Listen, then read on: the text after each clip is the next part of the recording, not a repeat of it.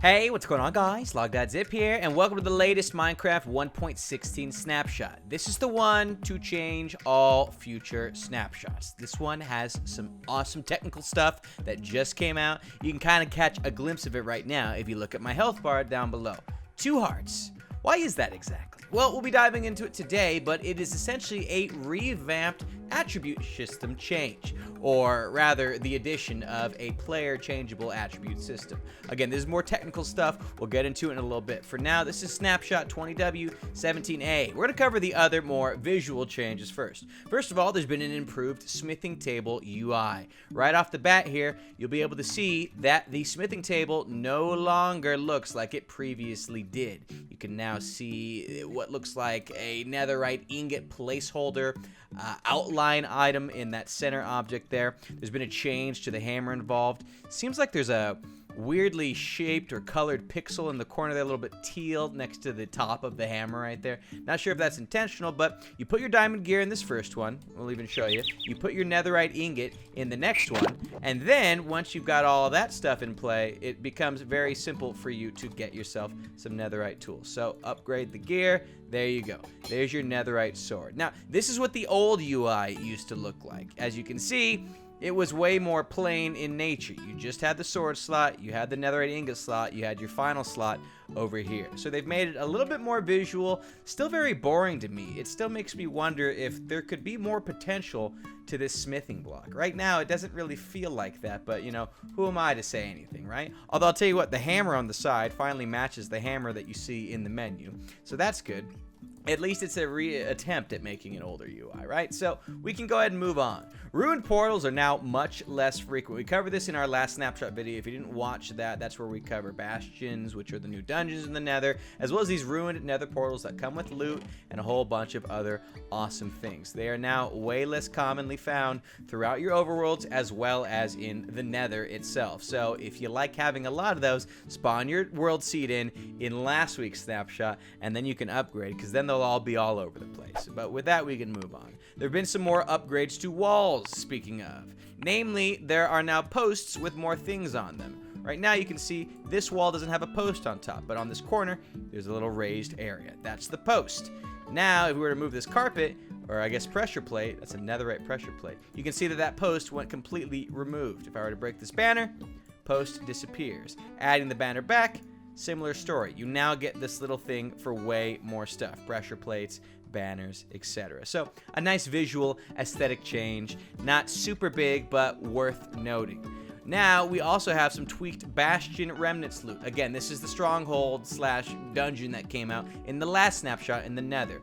We're going to go ahead and show you what the treasure chest stuff looks like now. You got diamonds, you got gold blocks, you've got a lot more what appears to be diamond gear. It looks like it was kind of nerfed, to be honest. There was a lot more netherite stuff coming in way more frequently compared to in today's snapshot. So you're getting a lot more diamond gear, you're getting way less netherite, you're getting stuff like ancient debris that you can turn into netherite scrap, but there's way more earning you're gonna have to do if you want this sweet new gear. In fact, we have yet to actually run into any actual netherite gear, so I'm curious to see if it's going to show up at all. Again, we got some scrap there, no gear to be had whatsoever. Now, we'll also have a few other changes that were made as well. It seems as though there was an overall nerf to all of the stuff that you could find in the potential chest, which is a little unfortunate because I really liked seeing the loot that we were getting in that last snapshot video. Still got the pig step coming in, still bounce to the music. That all makes sense to me. But if you're looking for some easy netherite loot, you may not find it here anymore. It makes me wonder if you can still get the netherite shovel, though, in the Hoglin stable. Speaking of, here's the stable loot. So right now, we're getting things like fungus, glowstone, gold blocks. Not yet have we seen one single piece of netherite gear show up. Weirdly, they keep what looks like dead Hoglin meat inside the stable. Yo, these piglins have a twisted sense of humor. Very dark. We did just see a netherite scrap show up in that last chest from a second ago, but again, they got rid of what looks like any chance of getting netherite anything. Look, now you get a golden hoe with like fortune 2. Ah, man, I don't know how I feel about that. I mean, I guess it's going to make netherite gear that much more uncommon and better to find and have in game once you do see it. Here's the bridge loot, right? Nothing. Lodestones, yeah, those are nice. Doesn't look like they've really changed anything except the likelihood of you getting netherite gear. So right now, we're not seeing anything. We've done about 10 chests of each one. Yeah, it looks like there haven't really been any changes other than the removal of netherite and seemingly way less common to find ingots, scrap, ancient debris, etc. A little upsetting, but it made sense. It was pretty overpowered before. Anyways, we can go ahead and move on. We'll go ahead and jump into the attributes now. And there's still other stuff to cover, and we'll get to that. But again, those are a lot more technical changes as well. For now, here's the syntax you'll want if you are a developer or someone interested in commands. /attribute at P. You can autofill. So we'll go ahead and type that in. /attribute at P. And as you can see right here, we've got a whole measure of things for us to jump into. Armor toughness, knockback, flying speed, follow range, luck, max health, jump strength, etc. And then you can change the value at which they're set. This is what allows me to have 2 hearts right now, despite me not having any worn equipment or anything. Previously, you'd have to modify player attributes by kind of being a little hacky, glitchy. You couldn't actually do it. You'd have to give yourself armor that lowers your health. But now, we've got full-blown ability to modify not only the player, but other mobs as well. So now we can pacify hostile mobs, as an example. So here's a nice pacified mob, right? So here's these guys pacified. Now they don't do anything. Oh, well, I mean, that one might still explode. But the husk has no interest in attacking me any longer because he's literally, well, been pacified. Any other way, it might be a different story. But now we can change things like that. We can also create high knockback killer rabbits. I'm going to go ahead and jump over here and give myself a few extra hearts for the time being. Well, a lot more extra hearts, and I'm going to go ahead and fill myself up. You'll really have a much better time playing Minecraft if you learn a lot of the commands that go into modifying these things. This might be your chance to really just jump into it. So here's the killer rabbit in question. As you can see, when he tries to attack me here, it doesn't really do any crazy knockback. Now, let's modify his knockback. Oh boy. Alright, let's try a different mob. The bunny was clearly not working out for us. We got a spider here instead. Modify the attributes of this spider. So the moment this guy attacks me now, you'll notice we get pushed back an insane amount because we modified the spider's knockback attribute. And so you can do this with a whole range of mobs using a whole different range of numbers to modify those attributes. Interestingly enough, the attribute ranges are not currently known. The command itself will accept any number, but the ranges are not yet known. For example, this spider currently has a knockback range set to 100. If we were to go ahead and set this to 5, what you'd see is that we have essentially the same knockback. In fact, we have the exact same knockback at 5 that we do at 100. So I imagine in future snapshots they'll let us know what those ranges are and for which mobs we can modify them in any major ways. For the time being though, it's pretty useful stuff that you can do this with mobs. But again, you can also do it on players. So now we've only got 1 heart. It's kind of ridiculous. Or hey, how about 0 hearts? No hearts at all. We literally just got rid of all of the hearts. How about we jump back to 100 really quick? Or maybe not. We can go back to 20. Well, in terms of 20 hearts, 20 heart halves. So right here is not 100 hearts. It's, I think, 50 hearts. And we're having a grand old time. I'm curious to see what level of drop we can survive. How about 30 blocks? Pretty substantial. Can we do 50? 50, baby. Ooh, wow. Yeah, imagine some maps where you as the player has this many hearts. This is going to be insane for developers who want to add, I don't know, a winter system. Maybe your hearts go down during winter. Maybe when you're in a cave system, you move more slowly. You know, if you're standing on a certain type of block, maybe you've got a higher knockback ability. There are so many different ways you're going to be able to slice this as a developer, as a map maker, as a creator. There's going to be some really exciting things that are going to be done with this. Now, other than that, we also have, what, OKO, player strength? Let's see. What's my KO now? Let me. Ooh, nice. See, I don't actually have strength now. There's no strength on me. Even though we're ultimately destroying face right now using just our fists, There's no strength effect added. So you have some serious potential to do a whole mess of things using these attributes. I look forward to them. We even have a couple more examples right over here. More tests when we're done. So we've got some super fast piggies here.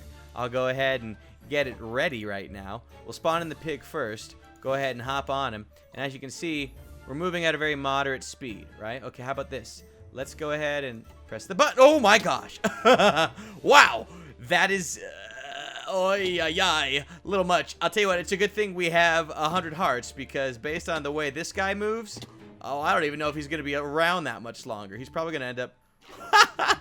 You just made it, Porker. Good thing you landed in water. Otherwise, that would have been a very bad time. I am going to use you to get back to base, though. Okay, much better. You can't even... Whoa. Wow, that was weird. As you can see, it is in fact a snapshot. There's still a whole mess of glitches that we're going to have to look out for, but once they iron out these kinks, I'm going to be extremely excited. Now, other than pigs, there are a couple other examples that we can show you of different ways the attribute system works. Don't worry, we'll get to the other updates in just a second. Run this command with no armor on. Okay, I'll do it. So we now have no armor on. Okay, none at all. Then put armor on and run it again. Okay, well, we'll start with the leather. Don't really know what this means. Okay.